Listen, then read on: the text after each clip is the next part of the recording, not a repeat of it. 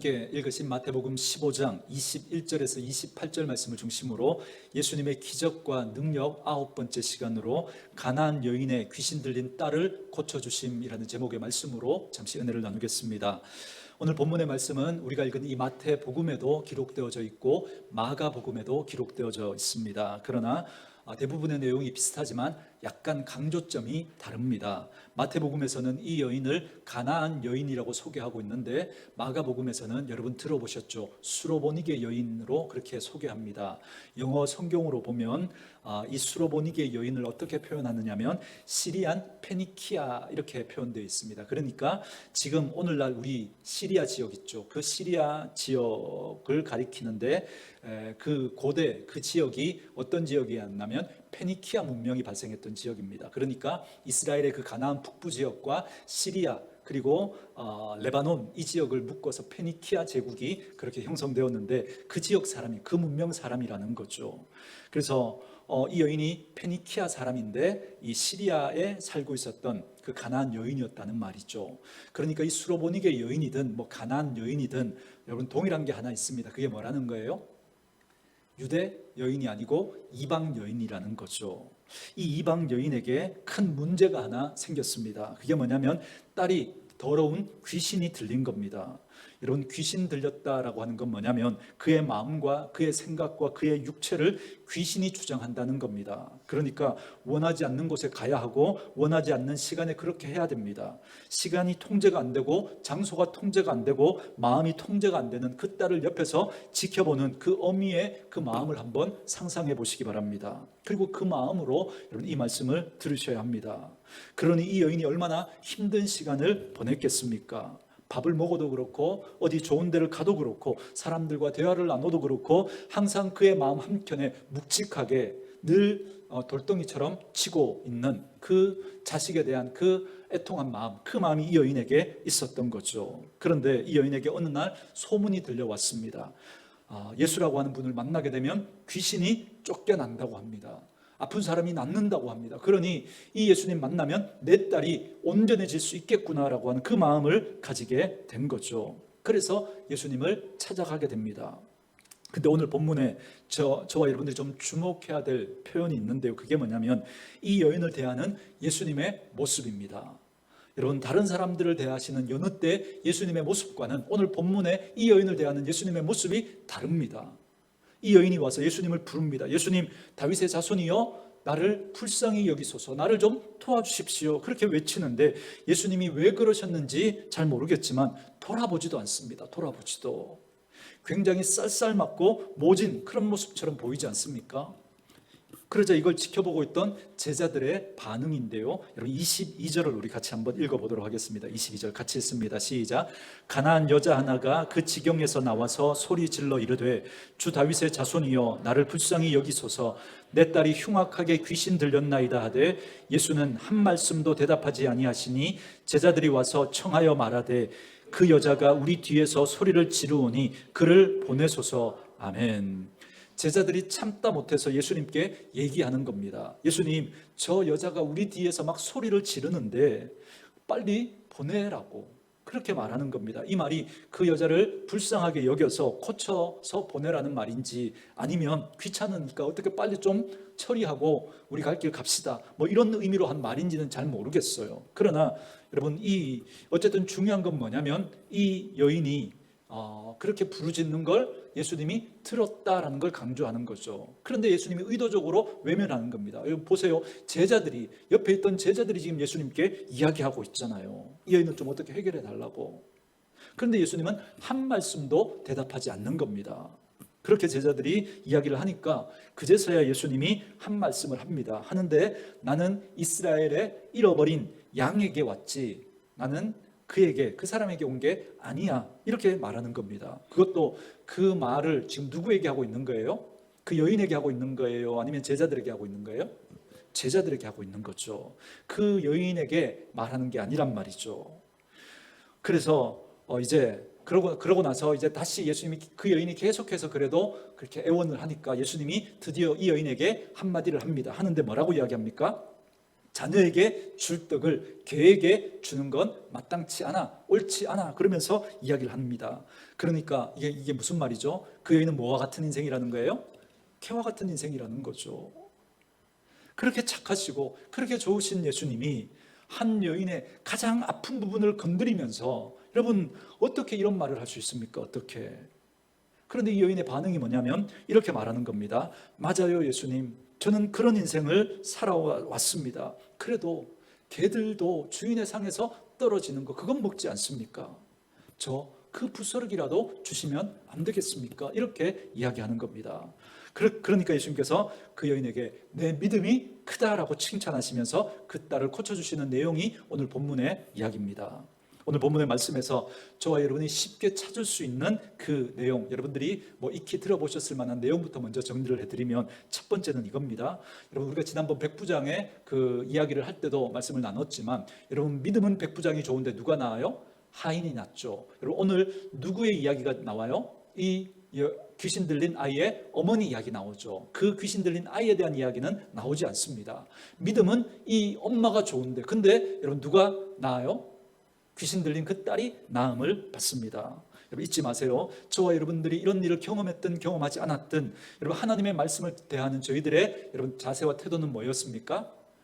하나님의 말씀이 그러하다 하면 우리는 그대로 받아들이기로 한 사람들이잖아요. 그러니까 여러분 믿음은 이 엄마가 좋은데, 그런데 여러분 이 딸이 낫는 거예요. 무슨 이야기냐면 여러분 중보 기도의 능력을 여러분 믿으셔야 한다는 겁니다. 여러분 우리가 믿음으로 하나님 앞에 기도할 때 우리의 믿음을 보시고 하나님께서 우리가 기도하는 그분에게 복을 주실 수 있다는 겁니다. 그러니 여러분 기도하는 건 절대 시간 낭비가 아닙니다. 우리들은 기도하는 게 시간 낭비고 정말 그 헛수고인 것처럼 그렇게 느껴질 때가 있지만, 그러나 하나님은 분명히 우리의 믿음의 기도 가운데 역사하셔서 우리의 믿음으로 우리의 자녀를 위해서, 우리의 남편, 우리의 아내를 위해서 하나님은 일을 행하실 수 있는 분이라는 겁니다. 그러니 저와 여러분 기도하셔야죠. 하나님 앞에 우리가 가지고 있는 문제, 우리 자녀의 아픔, 우리 배우자의 아픔을 두고 하나님 앞에 기도하면 하나님이 우리의 믿음을 통해서 우리 자녀들의 문제 가운데, 우리 배우자의 문제 가운데 하나님이 역사해 주실 줄 믿습니다. 믿을 수 있기를 주의 이름으로 축원합니다. 이게 첫 번째 메시지고요. 두 번째 말씀은 이겁니다. 어떤 과거의 아픔과 상처가 있든 여러분 주님에게는, 여러분 주님을 만나면 새로운 인생을 시작할 수 있다는 겁니다. 말씀드렸듯이 이 여인은 누구냐면 가나안 여인, 이방 여인이란 말이죠. 여러분 이 이방 여인은 여러분 그 당시 유대인들에게 어떤 취급을 받았냐면 여러분 괴처럼 취급을 받았습니다. 하나님께 받아들여지지 않는다라고 여러분 유대인들은 생각했던 거예요. 왜냐하면 이스라엘 백성들에게는 지독한 선민 사상이 있었습니다. 자기들만 하나님이 택한 민족이라는 거죠. 다른 민족들은 하나님 앞에 받아들여질 수 없다라고 생각했습니다. 그래서 심지어 유대 문헌에 보면 어떤 내용까지 있다 그랬죠? 그럼 유대인들은 왜 존재하는가? 지옥의 땔감으로 쓰려고, 저와 여러분들을 지옥의 땔감으로 쓰려고 하나님이 존재하게 했다. 유대인들이 그렇게 말할 만큼, 그렇게 유대 문헌에 기록할 만큼 지독한 선민의식을 가지고 있었습니다. 그러니까 자기들만 받아들여지고 이 가나안 여인 같은 이런 이방인들은 하나님 앞에 절대 받아들여질 수 없다는 거죠. 그러나 오늘 주님이 뭐라 그럽니까? 아니라는 거예요. 네가 어느 민족이든, 네가 어떤 과거가 있든, 네가 어떤 인생을 살아왔든 상관하지 않겠다는 겁니다. 그 예수님께서 그 가나안 여인을 받아주시면서 그 주님을 만나면 그 여인이 새로운 인생을 살아갔던 것처럼 우리도 얼마든지 새로운 인생을 살아갈 수 있다라고 하는 게 여러분 오늘 이 이야기가 우리에게 알려주시는 두 번째 메시지인 거예요. 그러니 여러분 저와 여러분이 어떤 인생을 살아오셨던, 어떤 과거가 있던, 어떤 실수와 어떤 허물, 어떤 죄를 지었든 여러분 주님은 상관하지 않겠다는 겁니다. 네가 믿음으로 내게 나와서 나를 만나면 얼마든지 주님 안에서 새로운 인생을 살아갈 수 있다라고 말씀하시는 이야기가 바로 오늘 본문의 이야기인 거죠. 저는 저와 여러분들에게 이 담대함이 생기기를 원합니다.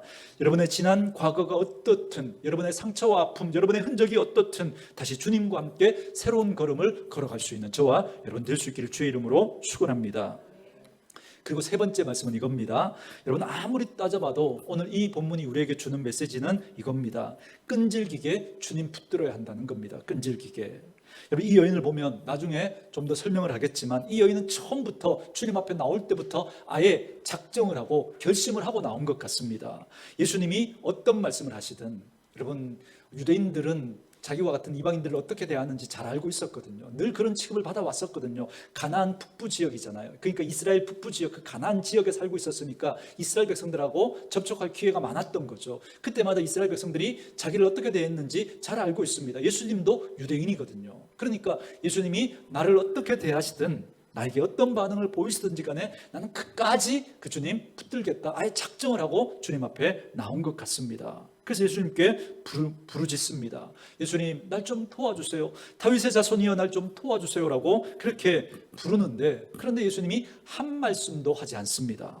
근데 사실 이 여인이 언제부터 예수님께 나온 거냐면, 여러분, 예수님께 나가야 되겠다 작정한 때부터 여러분 이미 예수님께 나간 거잖아요. 그래서 그 예수님이 예수님 앞에 나오지도 않았습니다. 저 멀리 예수님이 눈에 들어온 겁니다. 그러자 이 여인이 그때부터 예수님을 부르짖는 겁니다. 다윗의 자손이여, 나를 불쌍히 여기소서. 내 딸이 흉악한 귀신이 들렸나이다라고 하면서 저 멀리서부터 지금 예수님께 소리치고 있는 겁니다. 그런데 예수님이 분명히 들으셨을 텐데 돌아보지도 않는 거예요. 돌아보지도. 그런데도 이 여인이 계속 소리를 지르는 겁니다. 나중에 예수님이 돌아보시는데 제자들이 그저 어떻게 좀 하라니까 그때 돌아보시면서 이야기를 하는데, 누구에게 이야기를 해요? 이 여인이 아니라 제자들에게 이야기를 하면서 이 여인 들으라고 이야기를 하는 겁니다. 뭐라 그래요? 나는 이스라엘의 잃어버린 양에게로 내가 보냄을 받았지 저런 이방인에게 보냄받지 않았다라고 하면서 말하시는 거예요. 이 여인이 이야기를 들은 겁니다. 여러분, 무슨 의미죠? 이제 그만하라는 겁니다. 그런데 이 여인이 그만할 생각이 없어요. 왜요? 처음부터 작정하고 왔으니까. 그러면서 예수님 앞에까지 나옵니다. 그래서 절하면서 말하는 거예요. 절 좀 도와주세요. 예수님이 이번에는 이 여인에게 이렇게 말하는 겁니다. 들으라고 대놓고 이야기하는 거예요. 자녀의 떡을 취하여 개에게 던지는 것이 마땅하지 않다. 여러분, 이거 얼마나 모욕적인 말입니까? 얼마나 기분 나쁠 수 있는 말입니까? 그런데 이 여인의 여러분 태도를 한번 보세요. 이 여인은 거기서 물러서지 않습니다. 맞아요, 주님, 나는 개와 같습니다. 그래도 나 푸스러기라도 주면 안 됩니까? 개들도 주인의 상에서 떨어진 건 먹지 않습니까? 그 푸스러기라도 내게 주십시오. 그러는 겁니다. 다른 걸 다 떠나서 여러분 이 여인의 행보를 여러분 한번 보세요. 이 여인은 주님이 뭐라고 말씀하시든 어떤 결과가 내게 오든 상관 않겠다는 거예요. 나는 끝까지 누구 놓치지 않겠다는 거예요. 주님 놓치지 않겠다는 겁니다. 여러분에게는 정말 이 여인의 이런 그런 모습이 여러분에게 있습니까? 여러분 기도하고 있습니까? 여러분 얼마나 기도하고 계십니까? 얼마만큼 여러분 기도하며 인내하며 기다리고 계십니까? 그럴지라도 오늘 이 여인은, 여러분 이 여인을 보세요. 우리의 모습을 한번 보면서 이 여인을 한번 비교해 보십시오. 이 여인은 지금 주님이 자기에게 이렇게 모질게 대하시는데도, 그런데도 이 여인은 물러서지 않습니다. 끝까지 그 주님을 붙드는 거예요. 여러분, 주님 앞에 나오면서 기대하는 건 그 주님이 나를 돌아보고 내 기도 가운데, 내 부르짖음 가운데 응답해 주는 걸 원했을 거예요. 그러나 자신의 그 원하는 것, 자신의 그 시간표와 지금 맞지 않는 반응이 주님 앞에 지금 오고 있습니다. 돌아보지도 않습니다. 돌아보지도. 침묵하고 계신 거예요. 막 옆에 있는 사람들이 막 이야기를 해서 돌아보긴 하시는데 아예 나는 그저 눈길도 안 주면서 나들으라고 옆에 있는 사람에게 나를 무시하는 이야기를 하는 거예요. 나는 이스라엘의 잃어버린 양에게로 왔지 저런 이방 여인에게 온 게 아니야. 무시해버리는 겁니다. 좋아요. 그런데도 이 여인이 포기하지 않고 또 기도합니다. 그럴 때 예수님께서 직접적으로 대놓고 이야기하시는 거예요. 자기를 개로 여기면서 자녀의 떡을 취하여 그에게 주는 게 마땅치 않다는 겁니다. 여러분, 이 여인의 모습을 보면서 여러분 뭐가 깨달아지십니까? 이 여인의 포기하지 않는, 그죠? 나는 어떤 일이 있어도 주님 놓치지 않겠다라고 하는 그 간절한 마음이 여러분들에게 깨달아질 수 있기를 주의 이름으로 축원합니다. 여러분, 이게 우리가 익히 들었던, 그리고 쉽게 우리 찾을 수 있는 말씀의 내용입니다. 이런 이야기들은 우리 많이 들어보셨을 테니까 오늘은 그 이야기 말고 다른 부분에 우리가 좀 더 집중해 보려고 합니다. 그게 뭐냐면, 어찌 보면 이 여인은 너무나 여러분 불쌍한 여인 아닙니까? 딸이 흉악한 귀신이 들린 거예요. 그 모습을 옆에서 지켜보면서 여러분 그 엄마 마음이 어땠겠습니까? 그렇게 찢어지는 그 마음을 안고 살아왔던 여인입니다. 그리고 여러분 유대인들에게 늘 그저 개처럼 여김을 받는 그런 취급을 받으면서 살아왔던 상처가 많은 여인입니다. 여러분 그동안 그저 그런 상처를 안고 살아왔던 이 여인이라면 예수님이 그동안 대하셨던, 그저 사람들을 대하셨던 그런 모습으로 따뜻하게 그를 맞아주시면서 따뜻한 눈길로, 따뜻한 손길로 그를 만져주시면서 그동안 마음 많이 썼지, 애 많이 썼지, 힘들었지, 그렇게 도닥여줄 만도 한데, 그런데 예수님께서 여러분 만져주시기는커녕 여러분 눈길도 주지 않는 거예요. 침묵하시는 겁니다. 유대 근동 지방에 살고 있었지만 선민이 아니라 이스라엘 백성들이 아니기 때문에 늘 유대인들에게 손가락질을 받아왔던 여인입니다. 예수님이 굳이 개에게 비유를 하지 않으셔도, 여러분 이런 표현 하시지 않으셔도 돼요. 그런데 왜 굳이 예수님이 이런 표현 하십니까? 그 당시 이스라엘 사람들이 여러분 이 여인을 이렇게 대했다는 걸 예수님께서 그렇게 지금 의도적으로 드러내고 있는 겁니다. 그런 상처투성이인 인생을 향해서 얘야 나는 너를 그렇게 대하지 않는단다 그러면서 따뜻하게 품어 주셔야 될 만한 그 여인인데, 여러분 그런데 그동안 그 여인이 들었을 법한 그 표현을 예수님이 써가면서 이 여인을 모질게 대하고 있는 겁니다. 굳이 이렇게까지 하시냐는 거죠. 굳이 이 여인에게 자네의 떡을 괴에게 주는 게 합당하지 않다, 왜 그렇게까지 말씀하시는 거냔 말이죠. 예수님이 다른 사람 대하실 때처럼 그렇게 달려온 그 사람을 맞아주시면서 그렇게 그 여인의 문제를 주님 고쳐주시면 여러분 얼마나 좋았겠습니까? 그런데 왜 굳이 이 여인에게만 이렇게 하냐는 거예요. 굳이 이 여인은 그런 상처가 많은 여인인데, 그런데 굳이 예수님이 이렇게 하시냔 말이죠. 여기에 담겨져 있는 또 다른 의미가 있지 않을까. 그래서 저는 왜 주님이 이 여인에게 이렇게 대하셨을까를 한번 생각해 보면서 저와 여러분들이 놓치고 있지는 않은가 하는 그 이야기를 한번 나눠보려고 하는 겁니다. 오늘 본문을 읽다가 보면 여러분 어떤 마음이 생기냐면, 물론 마지막에 예수님께서 그녀의 그 문제를 해결해 주시면서 그 딸을 고쳐 주십니다. 그러나 그 과정을 우리 주목해 보셔야 됩니다. 그 과정을 보면 예수님은 너무나 매정하게, 너무나 쌀쌀맞게 그 여인을 대하고 있습니다. 여러분 이런 일이 여러분 현실에 일어났다고 한번 생각해 보세요. 우리 현실에. 그리고 잘 생각해 보니까 사실 이런 일이 우리에게 있었던 거예요. 일어나고 있는 거예요. 지금도. 우리들도 예수님께 기도하고 예수님께 부르짖고 예수님께 도움을 청했는데, 이 여인이 경험했던 것처럼 예수님이 침묵하시면서 한 말씀도 하시지 않는 것 같은 그런 경험 여러분들에게 없습니까? 아무리 기도해도 말 없는 그런 예수님인 것 같아서 예수님이 너무 매정하게 여러분 그렇게 느껴지지 않았습니까? 그래서 내가 이래도 계속 기도해야 되나? 포기해버릴까? 그만둘까? 여러분 그런 생각 하지 않으셨습니까? 그리고 때로 그렇게 하나님의 침묵 앞에서도 우리가 믿음의 자리를 지키려고 그렇게 애를 썼는데, 그런데 결국 나중에 내게 돌아온 건 뭐냐면 예수님이 날 외면하시는 거예요. 끝까지. 아니 이 여인을 개처럼 여기셨던 것처럼 내게 돌아오는 여러 가지 상황들과 그런 것들은 하나도 나아지지 않고 오히려 더 여러분 그렇게 애매한 일들을 당하는, 오해받는 그런 일들이 내게 생기는 겁니다. 문제가 나아지지 않고 오히려 더 어려움을 겪게 되는 거예요. 여러분 그때 내게 다가온 그 상황, 그 문제, 그 아픔도 여러분 힘들지만 이럴 때 더 힘든 건 주님이 나를 외면하시는 것 같은, 주님이 나를 나 몰라라 하시는 것 같은 그 마음 때문에 여러분 더 힘든 것 아닙니까? 왜요? 주님이 날 잊으신 것 같으니까, 주님이 날 외면하신 것 같으니까. 오늘 이 자리에 혹시 그런 마음으로 앉아 계신 분들이 있다면 오늘 이 얘기를 주님이 들려주시면서 우리에게 하고 싶은 그 메시지를 여러분 꼭 놓치지 않기를 바랍니다. 주님의 그 침묵의 의도가 무엇인지, 주님이 거절하시는 것 같은 그 의미가 무엇인지, 그걸 통해서 우리를 어디로 이끌기를 원하시는지 여러분 그 이야기를 좀 나누려고 합니다. 첫 번째 말씀은 이겁니다. 21절부터 23절 말씀인데요, 우리 같이 한번 읽도록 하겠습니다. 21절부터 23절 같이 읽습니다. 시작. 예수께서 거기서 나가사 두로와 시돈 지방으로 들어가시니 가나안 여자 하나가 그 지경에서 나와서 소리질러 이르되 주 다윗의 자손이여 나를 불쌍히 여기소서, 내 딸이 흉악하게 귀신 들렸나이다 하되 예수는 한 말씀도 대답하지 아니하시니 제자들이 와서 청하여 말하되 그 여자가 우리 뒤에서 소리를 지르오니 그를 보내소서. 아멘. 오늘 본문 23절에 보면 마태복음의 저자인 마태는 이 말을 의도적으로 써놓고 있습니다. 예수님은 뭐도 하지 않으셨다 그래요? 한 말씀도 하지 않으셨다 그럽니다. 그러니까 입도 뻥끗하지 않았다는 거예요. 침묵하셨다는 거죠. 제자들도 다 듣고 제자들이 그저 견딜 수 없어서 예수님께 좀 어떻게 하라고 지금 이야기하고 있잖아요. 근데 예수님이 한 말씀도 하시지 않는 거예요. 뭐예요? 이건 의도적으로 외면한 겁니다. 의도적으로 침묵하시는 거죠. 그래서 오늘 첫 번째 말씀은 이겁니다. 한번 따라 하시겠습니까? 예수님의 침묵도 나를 향한 응답입니다. 여러분, 저희들이 힘든 이유가 뭐냐면 주님이 침묵할 때 그때 우리가 힘들거든요.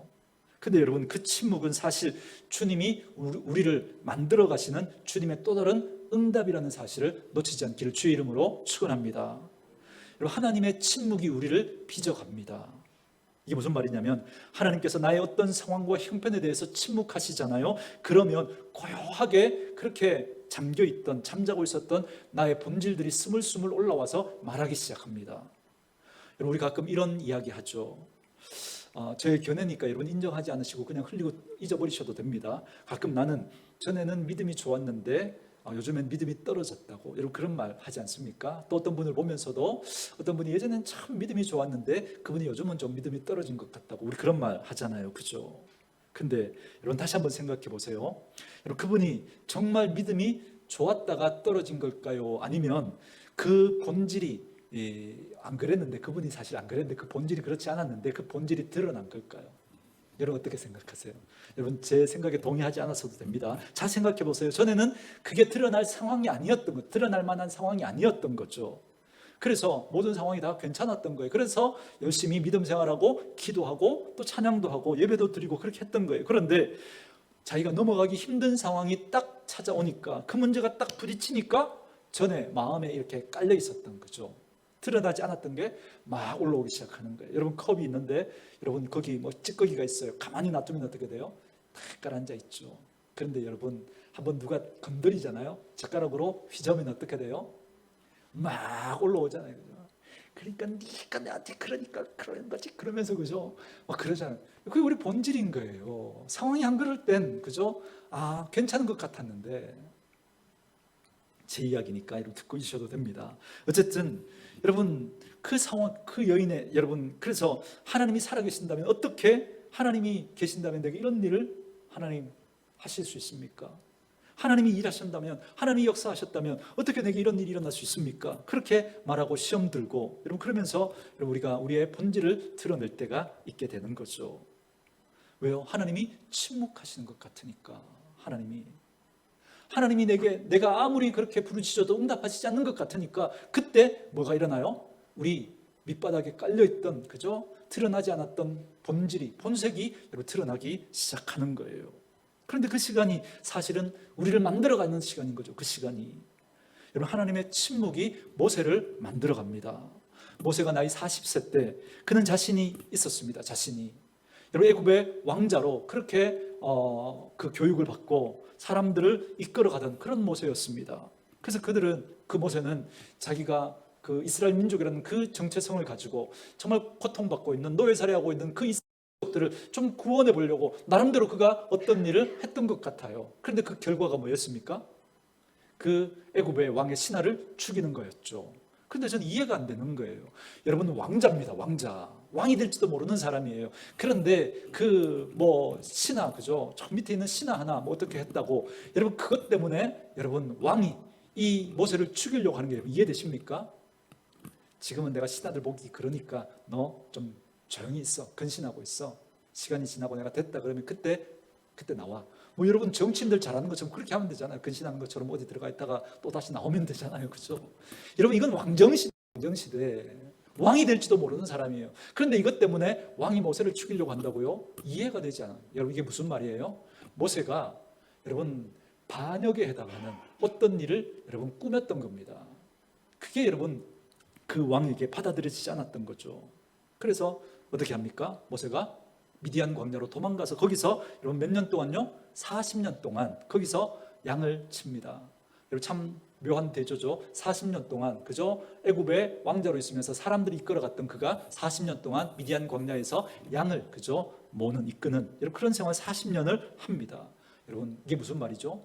40년 동안 하나님이 침묵하셨다는 거예요. 하나님의 백성 이스라엘을 구원하려고 하는데 하나님이 모세를 도와줘야 하는 것 아닙니까? 근데 하나님이 침묵하시는 거예요. 여러분, 그 40년 동안 모세는 무슨 생각했겠습니까? 그 세까지만 해도 내가 하면 뭐든지 할 수 있을 것 같다, 그 생각을 했던 거예요. 그런데 하나님이 침묵하시자 자기가 누군지 그 본색이 드러나기 시작합니다. 자기를 알기 시작하는 거예요.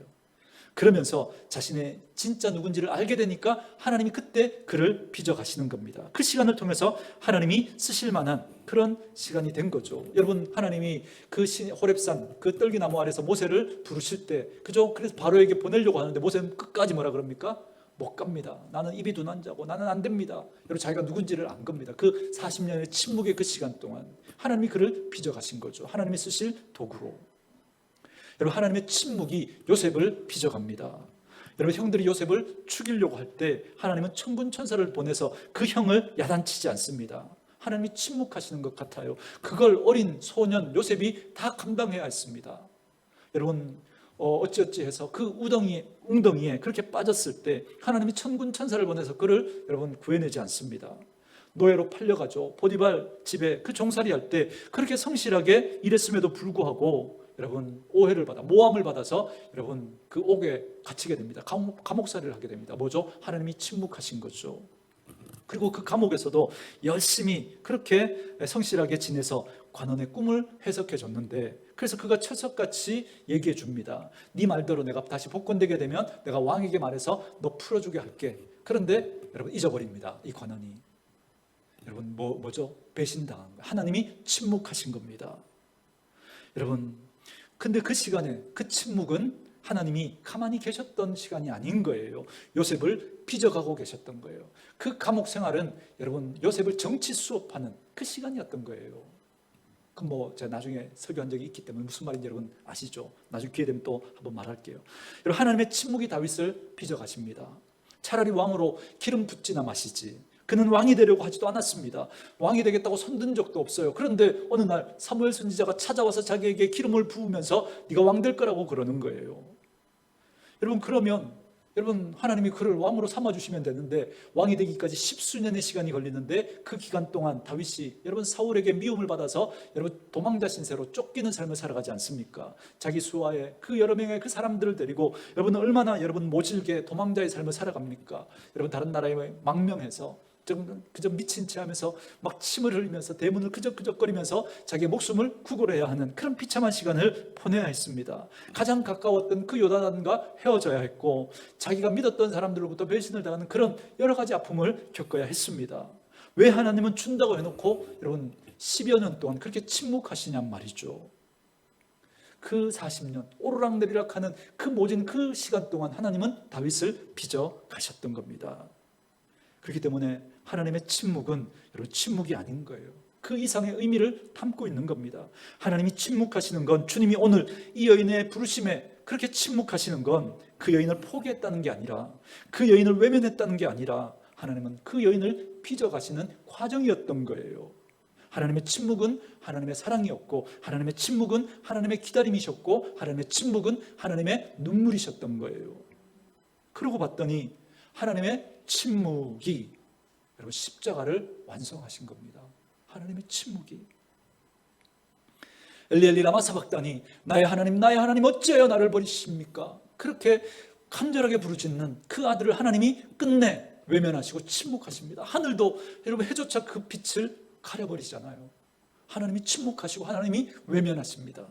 그런데 그 하나님의 침묵이 여러분 십자가의 그 구원을 완성하신 거예요. 만약에 하나님이 외면하지 않으시고 그 아들을 그 십자가에서 건져내셨다면 오늘 우리에게 여러분 구원은 없는 거지 않겠습니까?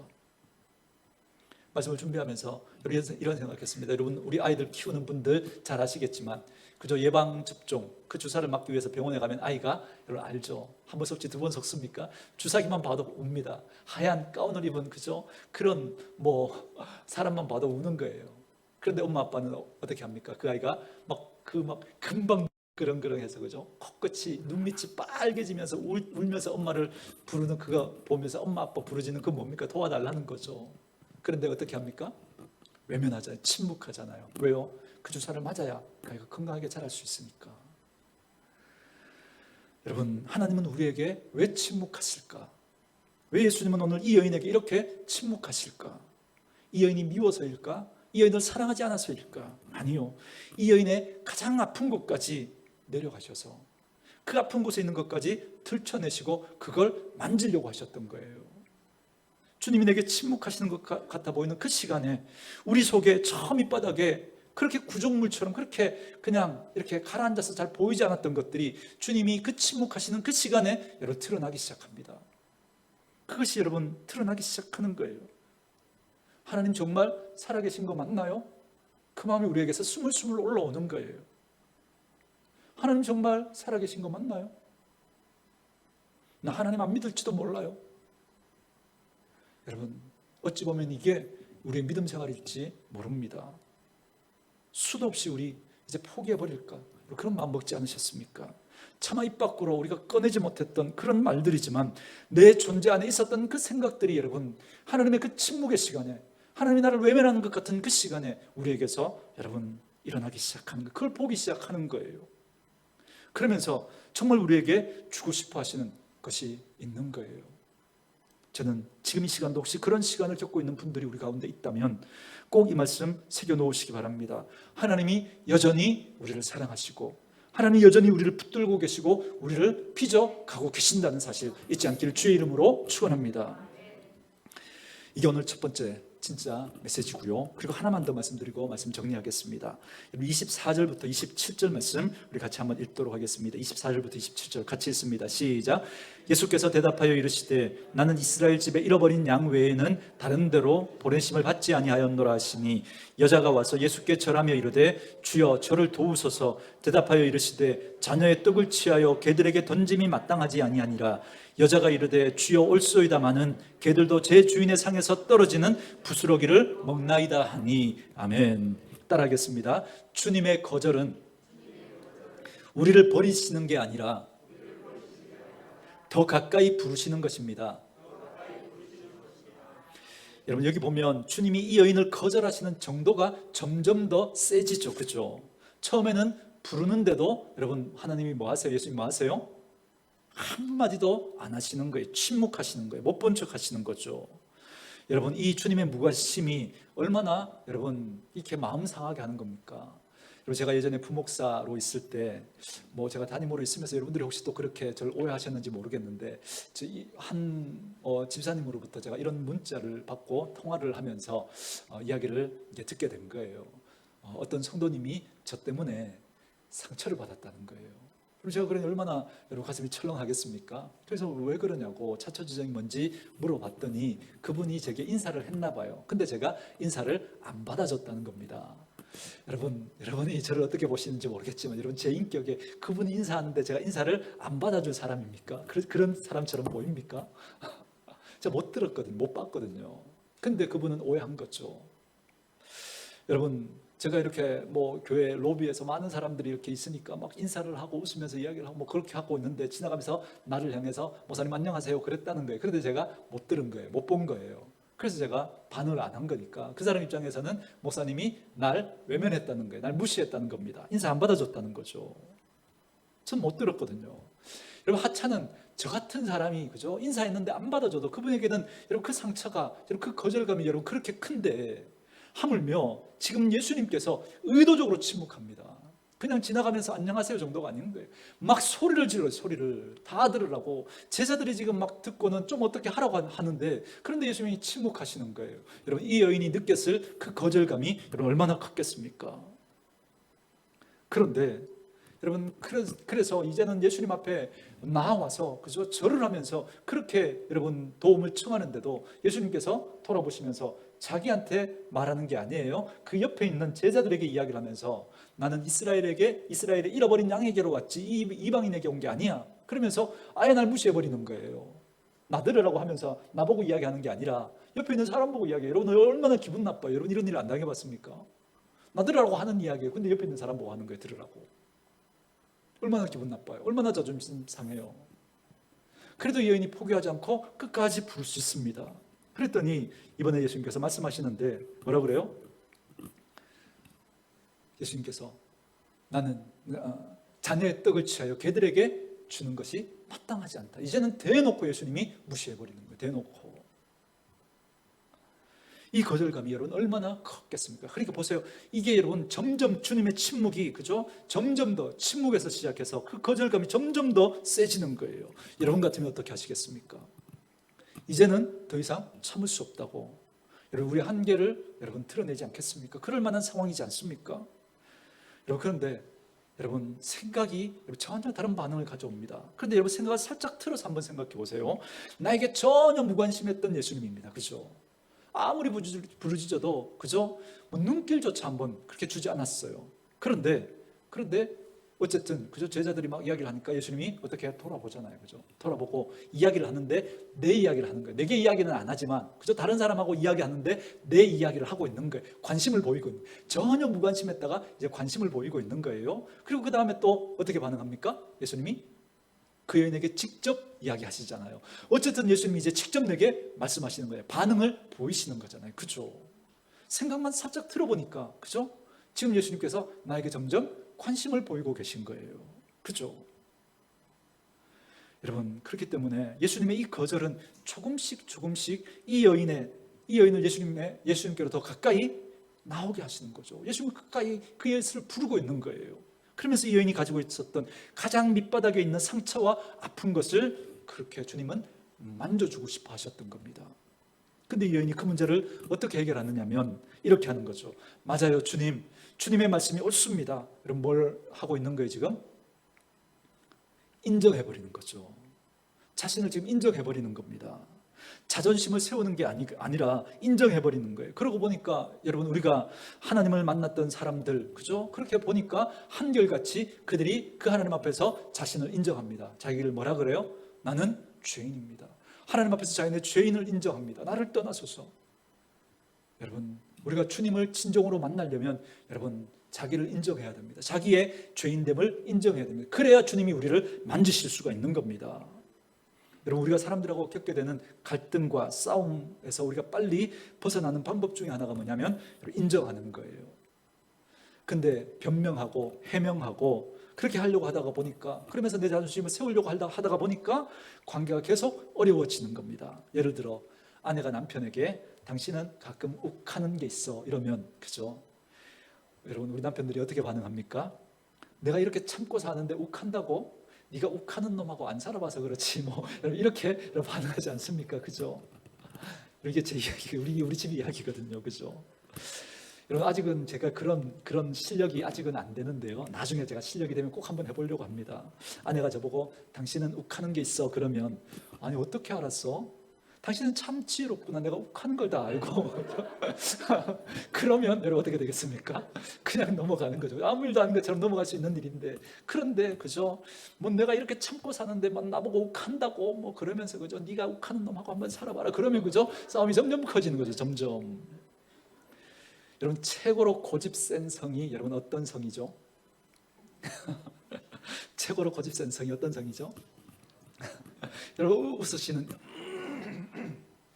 웃으시는 이유가, 제가 채씨 성을 가졌다고 여러분 그래서 여러분 저보고 웃으시는 거잖아요. 그렇죠? 근데 여러분 저 보지 마시고 여러분의 남편 보시면 됩니다. 여러분의 남편 성이 가장 여러분 고집이 센 성입니다. 여러분, 아내에게 자존심 세우지 않는 남자들 잘 없거든요. 여러분, 그래서 이럴 때 꼭 아닌데요 목사님, 우리 남편은 안 그런데요. 그러면 여러분 머리털 다 뽑고 싶죠. 그죠? 약 올라서. 그럴 때 우리 인정해버리면 아무것도 아닌 거 지나가는데, 아닌데요 그러니까 여러분 머리털 뽑고 싶잖아요. 여러분, 부부관계가 마찬가지, 사랑관계가 마찬가지라는 거죠. 여러분, 내가 그렇게 고집 센 면이 있지 뭐 이렇게 인정하면 아무 일도 아닌 것처럼 그렇게 넘어갈 수 있는데, 아니라고 하면서 나를 방어하고, 그러면서 넌 없냐 그러면서, 그죠? 또 나를 방어해야 되니까 여러분 또 레파토리가 나오잖아요. 그렇게 부부싸움하면 끌어내려야 되니까 나만 그런 거 아니고 너도 이런 잘못이 있으니까 레파토리가 나오잖아요. 그때부터 또 우리 여자분들 레파토리를 또 뭐 풀어놓으면 그때부터 싸움은 점점 더 커지는 거죠. 저는 이 여인이 가지고 있었던 가장 탁월한 반응이 바로 이 인정이라고 생각합니다. 어떤 이들은 거절의 상처에만 머물러 있는 거예요. 어떻게 돌아보지 않을 수 있냐고, 어떻게 나한테 어떻게 말도 한마디 하지 않을 수 있냐고 라고 하면서 이 상처를 흘러보내지 않고 이렇게 계속 그 상처에 머무는 순간, 그 사람은 그게 사람이든 하나님이든 그 다음 단계로 나아갈 수가 없는 거예요. 왜요? 그 상처를 인정하고 흘려보내야 되는데 거기에 머물러 있으니까. 근데 오늘 이 여인의 반응은 뭡니까? 그걸 인정해 버리는 거예요. 주님 옳습니다. 제가 아무리 말을 바꿔서 그렇게 말을 해도, 제가 아무리 저를 포장해서 이야기해도 저는 사실 그런 사람 맞습니다 라고 인정할 때 거기에 하나님의 새로운 은혜가 덧입혀지는 거예요.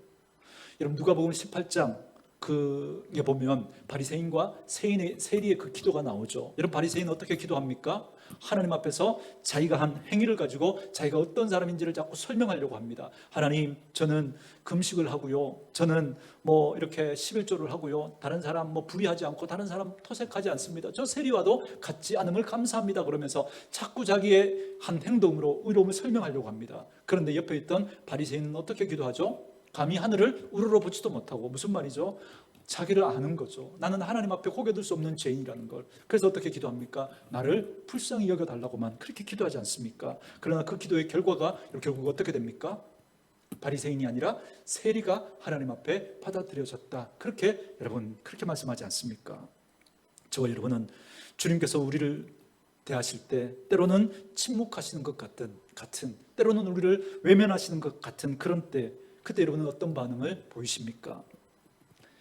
여러분 우리가 시간이 없어서 다 읽을 수는 없지만, 여러분 동일한 본문이 마가복음에도 나온다 그랬죠. 마가복음 7장 29절에 보면 마가가 어떤 부분에 집중하면서 이렇게 표현하는 표현이 하나 있는데요, 뭐라 그러느냐면, 이 여인이 이 말을 하였으므로 예수님께서 여인아 돌아가라, 귀신이 내 딸에게서 나갔느니라, 이렇게 말씀하셨다는 거예요.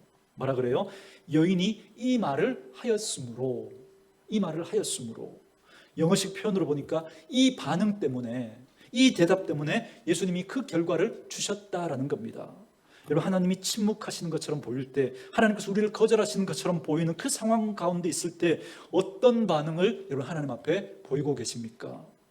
오늘 본문이 그 이야기를 하고 싶은 거예요. 나의 침묵과 나의 거절은 너희를 버리고 너희를 미워함이 아니란다. 너희를 사랑하고 너희를 더 가까이 내 곁으로 부르는 나의 사랑의 손길이란다 말씀하시는 하나님의 음성이 그 속에 담겨 있는 거죠. 하나님의 그 침묵, 하나님의 그 거절 앞에 우리가 어떤 반응을 보이느냐에 따라서 여러분 결과는 달라질 수 있습니다. 여러분 그렇기 때문에 주님이 침묵하실 때, 그때 여러분 안에서 올라오는 그 생각들, 그냥 우리가 그냥 숨겨놓았던 우리의 그 본질들이 드러날 때 여러분 그걸 인정하십시오. 하나님 앞에 여러분 있는 그대로 우리가 기도해야 한다고 하는 이유가 바로 여기에 있습니다. 그래야 하나님이 우리를 만지실 수 있어요. 그래야. 늘 아닌데 여러분 정답만 가지고 하나님 앞에 나아가려고 하니까 하나님이 우리를 만질 수가 없는 거예요. 하나님 앞에 우리의 그 본질 있는 그대로를 여러분 다 드러내십시오. 노출하십시오. 노출하니까 주님이 이 여인에게 딸이 낳는 것뿐만 아니라 예수님이 제자들과 다른 사람들 앞에서 뭐라고 말씀하시죠? 이 여인을 칭찬하시면서 내 믿음이 크다, 그렇게 말씀하지 않습니까? 여러분 참 재밌는 건, 여러분 이게 마태복음 15장이잖아요. 근데 마태복음 14장에 보면 어떤 이야기가 나오죠? 예수님께서 하루는 배를 타고 제자들과 함께 이렇게 지나가시는데 예수님 너무 피곤하셔서 고무를 베고 주무시죠. 그때 제자들은 어떻게 하고 있습니까? 풍랑 때문에 그죠? 막 씨름하고 있습니다. 도저히 안 될 것 같으니까 예수님 깨우죠. 그때 예수님 뭐라고 하십니까? 풍랑과 바다를 잠잠케 하시고 난 다음에 제자들 보고 믿음이 적은 자들아, 그죠? 그런데 오늘 이 이방 여인을 향해서 뭐라 그러십니까?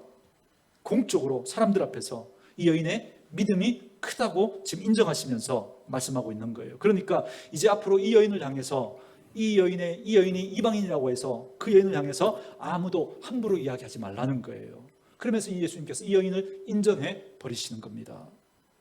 여러분 주님을 만나면 우리가 어떤 인생이었든 주님을 만나면 우리에게 새로운 인생이 가능함을 여러분 말씀해 주시는 거죠. 그러면서 오늘 주님이 이 여인의 가장 아픈 곳을 만져주고 계신 거예요. 그리고 그것을 노출했을 때 여러분 그 주님이 그를 만지실 수 있었던 겁니다. 저는 저와 여러분에게도 이 씨름이 있기를 바랍니다. 여러분 쉽지 않을 거예요. 왜요? 우리의 자존심이 무너지는 것 같은 그런 여러분 걸 겪어야 하니까. 우리의 기질과 내 성향이 무시당하는 것 같은 이런 그런 일을 우리가 겪어야 되니까. 내가 열심히 했는데 그 내 열심이 인정받지 못하는 것 같은 그 일을 우리가 겪어야 하거든요. 쉽지 않습니다. 그러나 오늘 이 여인은 서두에 말씀드린 것처럼 처음부터 아예 작심을 하고 그렇게 결정을 하고 주님 앞에 지금 나아가고 있는 거예요. 여러분 우리가 예수 믿으면서 이런 여러분 결정을 하셔야 됩니다. 주님이 나를 어떻게 대하시든 때로는 주님이 나에 대해서 침묵하시든 때로는 주님이 나를 외면하신 것 같은 그런 일이 있다고 할지라도 나는 절대 이 주님 놓지 않겠다. 나는 끝까지 주님 붙들고 나는 그 주님과 씨름하면서 믿음의 길을 걸어가겠다. 주님이 끝내 우리에게 약속하신 것처럼 그 모든 과정들을 통해서 주님이 우리를 빚어가시고 끝내 우리를 복되게 하실 거니까 나는 무슨 일이 있어도 이 주님 놓치지 않겠다. 전에도 말씀드린 것처럼 나는 씨름을 해도 누구 앞에서 하는 거예요? 하나님 앞에서 하는 거죠. 하나님 앞에서. 다른 사람들 앞에서 여러분 그렇게 하는 게 아니라 주님 앞에, 다른 사람 앞에서 여러분의 그걸 다 노출하는 게 아니라 누구 앞에서요? 하나님 앞에서 노출하는 거죠. 하나님 앞에서. 그럴 때 주님이 우리를 빚어 가실 거거든요. 저는 저와 여러분에게 이 은혜가 있기를 원합니다. 그래서 저와 여러분의 삶이 끝내는 복이 되는 그런 인생 될 수 있기를 주의 이름으로 축원합니다.